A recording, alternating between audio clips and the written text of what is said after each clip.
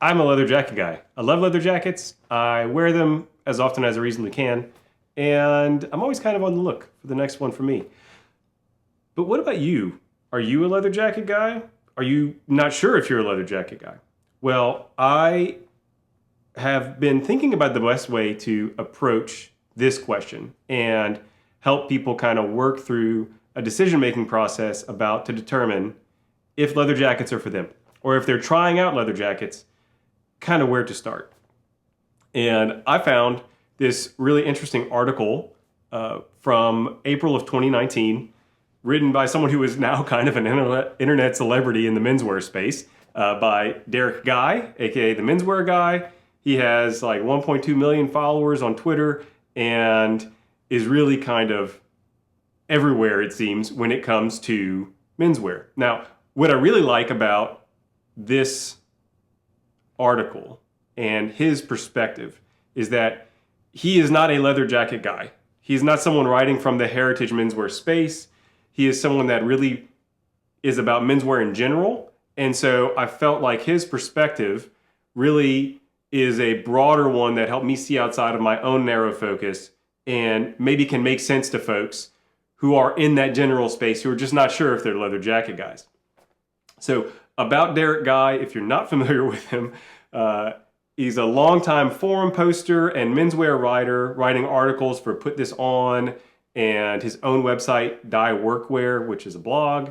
And on Twitter in January of 2023, after Elon Musk purchased Twitter, his team was tinkering with the algorithm and something happened that started just putting Derek Guy's tweets in front of everybody. So he basically just had this meteoric rise, just overnight, kind of everyone is seeing his tweets. And so he started gaining followers and gaining prominence. And so it's kind of interesting to see his work from before that time, which is still very well thought out and still obviously him. And that even after all of that new attention and fame, the way that he writes and puts his thoughts out there are really the same as from before.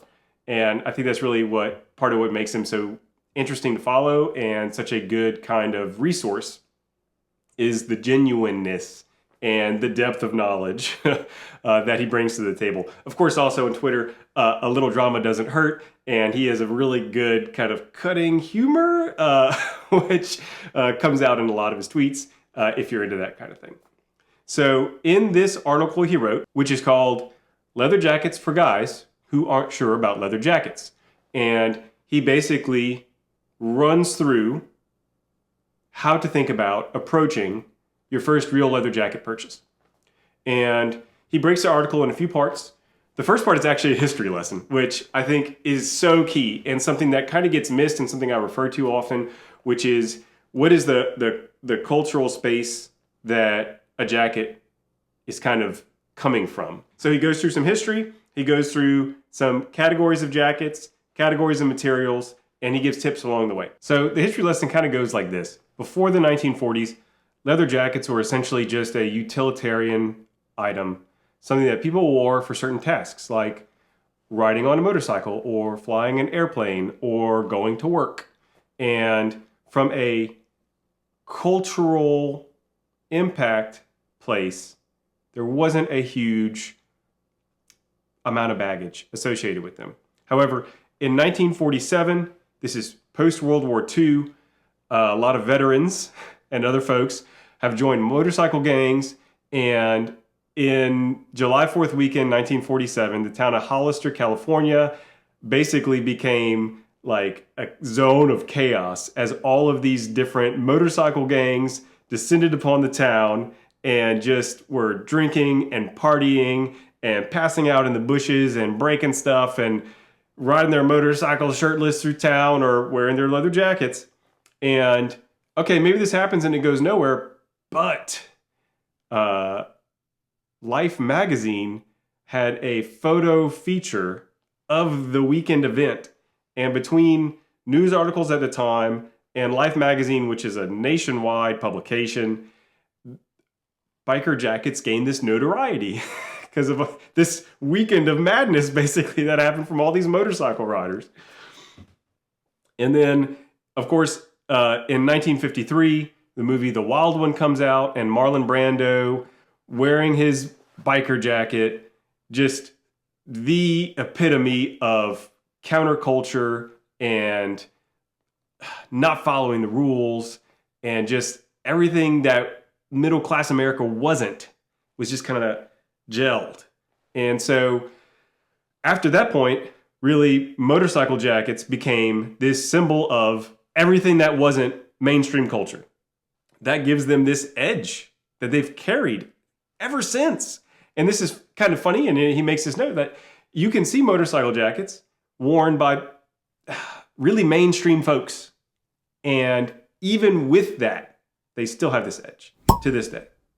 And so it creates a conundrum where you might be interested in buying and wearing a leather jacket. You think they're cool. Maybe that edginess is part of the attraction.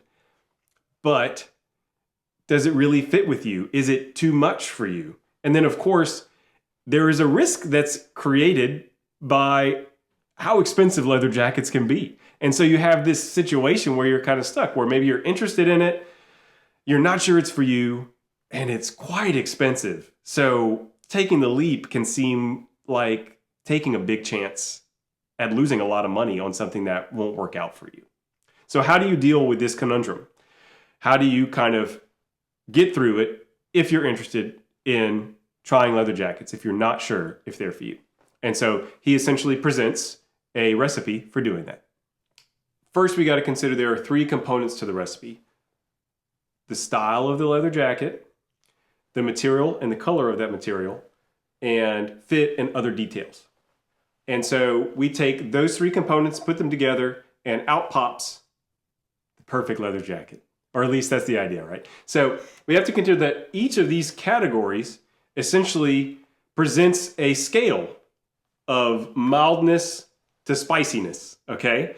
And you could consider that to be like edginess or acceptability, or easy versus difficult. It depends on what we're looking at here, but essentially we put those components together, and their interplay will determine what kind of jackets we'll be looking at. And so starting with style, we have 3 basically categories of style. We have flight jackets, biker jackets, and then kind of a catch-all category which has everything else. Flight jackets, I know when people think flight jackets, they're almost certainly thinking the A2 flight jacket. The style is really just everywhere and extremely acceptable. It's also an easy jacket to pair with a lot of different body types. So starting with the A2 as an approachable style is a good starting point. And if we consider also, like, think about like icons of style. Indiana Jones famously wearing a leather jacket that looks a lot like an A2. Isn't quite an A2, but I know a lot of folks that see Indy as their style icon. And that's basically what he's wearing, you know. And, you know, while Indy may be an exceptional character, a professor and an archaeologist, his appeal is an everyone appeal, right? So that kind of appeal is attached in a way to the A2. Now, other styles of flight jacket would include things like the A1, which is the predecessor to the A2. It has slightly different styling and buttons up the front, you know, less commonly seen. If you're interested in something else that's less commonly seen, you can get something like the G1, which has a built-in mouton collar, or get an MA1, which a lot of people, when they say bomber jacket, I think are thinking MA1. And, you know, this is a jacket that started off with being a nylon jacket, but you can get it in leather. It's just a style that's been copied so many times. So there, of course, are other types of styles, but those are the really common ones. Talking about biker jackets as the next big category. Obviously, a lot of folks think of the kind of asymmetrical cross-zip style with the belt and the epaulets and the snap-down lapels and zippered pockets and all this stuff hanging off of it. You know, this is the jacket style that Marlon Brando wore in the Wild One, and really the jacket that people are thinking of from that weekend of madness in 1947 in Hollister, California. So this is an edgy style, you know, and it carries through to today. And it's not just 1947 that people thought of bikers as wild men. I mean, I think that kind of goes through even now today in 2024. And so it is kind of by its nature an edgier style. If you're looking to find something more approachable in that space, you could look at something like the Cafe Racer, which is minimalist by design. It tends to fit pretty trimly. There's not a lot of bells and whistles. And then this third category is actually like full of subcategories. So we have contemporary and classic styles, which would be like the trucker jacket or varsity jackets or baseball jackets. These are jackets that sometimes are all leather or part leather. You know, they're pretty approachable. They're a little specific in the way that we wear them, but they also get worn by so many people. And obviously sports style jackets can fit into a lot of folks' different styles. His second category is fencing jackets. Now, these are very specific, high-collared, asymmetrical zip, kind of avant-garde. These are jackets that maybe Rick Owens is, for example, a brand that he recommends here. You have to have a very specific way of dressing for these jackets to make sense.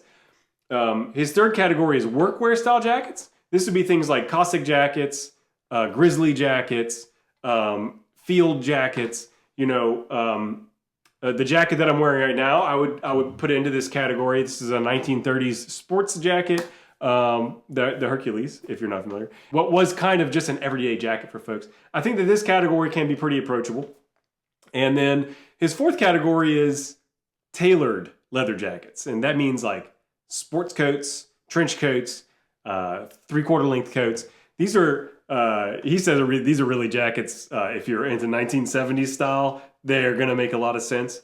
I would say also if you're into kind of like a rock and roll sleaze kind of vibe, they can make a ton of sense, but it's a high risk zone. If you're going into leather jackets, starting with a leather sports coat is not an easy place to start, okay? So we have these three big categories: flight jackets, motorcycle jackets, everything else. The kind of end result of these categories, if you're not sure about leather jackets, then the most approachable, the easiest ones to start with would be the A1 or A2, these flight jacket styles. If you're looking at biker jackets, really the Cafe Racer is the easiest place to start.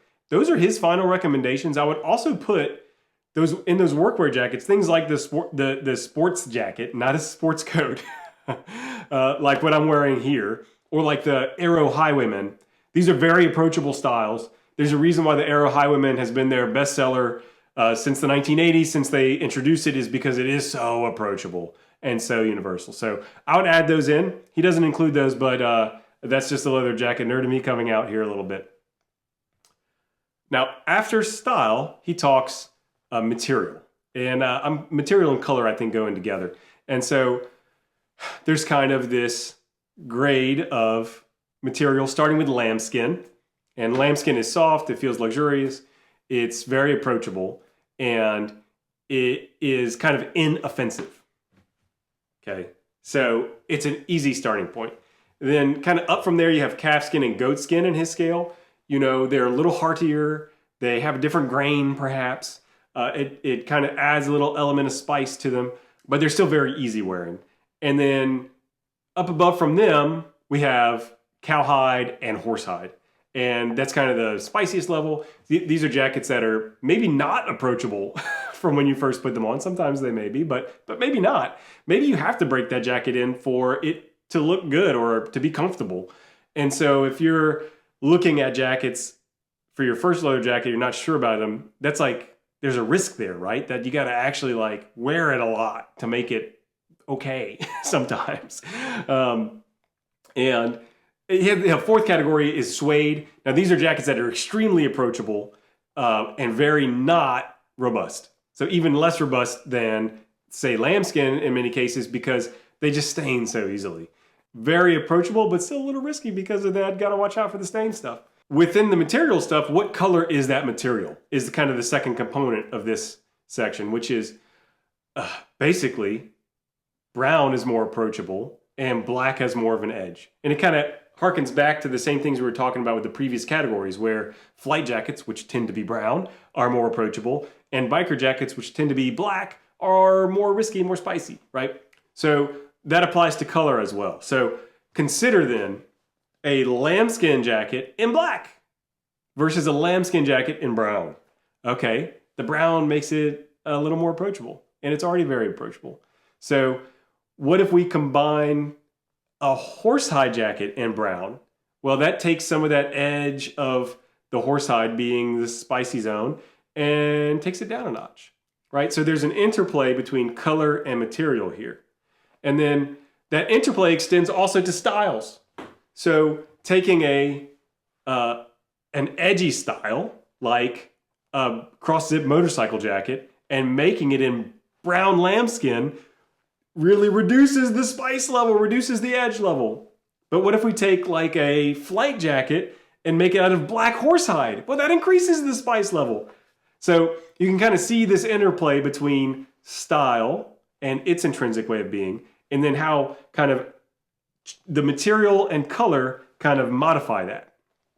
And I think this is a wonderful way to conceptualize what happens when we're picking these different styles and different colors. Suede in particular really kind of, boom, brings it into a very approachable place generally. We consider with these materials also that softer materials tend to pair more easily with softer garments and styles. So if we're thinking someone that wears like dressy chinos and tailored slacks, well then the softer materials would make more sense for them. If we're thinking someone that wears like workwear style chinos or jeans a lot, then the more robust materials would make sense for them. And so this is getting kind of into what we talk about in the third category, which is pay attention to fit and details. Okay. The first thing here is he talks about details in the sense of how is this jacket styled?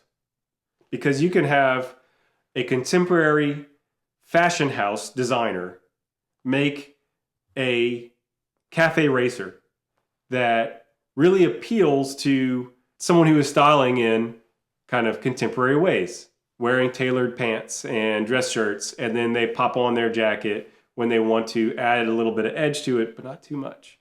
Versus a classic design maker like Arrow making a cafe racer, and that jacket's going to be of hardier materials with classic design and fit, and it's going to make more sense with someone that's wearing more classic or traditional styles that would go with that jacket, things like wearing jeans or workwear chinos again. Further than that is also the jacket should fit well. I think that's not something that he's really talking about here. He's talking about how does a well-fitting jacket of this style fit on your body, and how does that make sense with how you wear it. So like this could be considered like a well-fitting slim fit jacket versus a well-fitting classic fit jacket. And how does that make sense with how we wear it? Like, do you wear slim fit jeans or do you wear wide fit jeans? That's what this third section is about. Like, how do you wear clothes, and how does that jacket you're looking at fit with how you wear clothes? You could also break it down further, which would be specifically, am I wearing this jacket for a particular time of year? Am I wearing it with a particular color palette? Am I wearing it in a particular kind of weather? And then considering how what you're looking at makes sense for that. Like if you're living in a place, for example, talking about weather, if you're living in a place that very frequently you are dealing with light showers throughout the day, well, maybe getting a suede jacket in that kind of environment is a mistake because it's a very difficult jacket to wear when it's raining outside.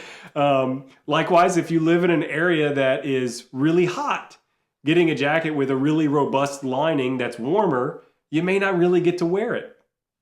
So choosing a style that fits with your style and your wearing conditions increases your chances of actually being able to reach in the closet, put that jacket on, and enjoy wearing it. And so that's his third category, pay attention to style and details. Now, we have our recipe, okay? There it is. We've got style, we've got material and color, and then particulars around the fit and the details of that jacket. And we take those items and we decide what level of spiciness or mildness we need in each of them to find a jacket that matches ultimately with how we will be wearing our clothes. I think this is fantastic advice. I think he basically starts as a recommendation point with picking jackets that are on the milder side, if you're not sure, is a good idea.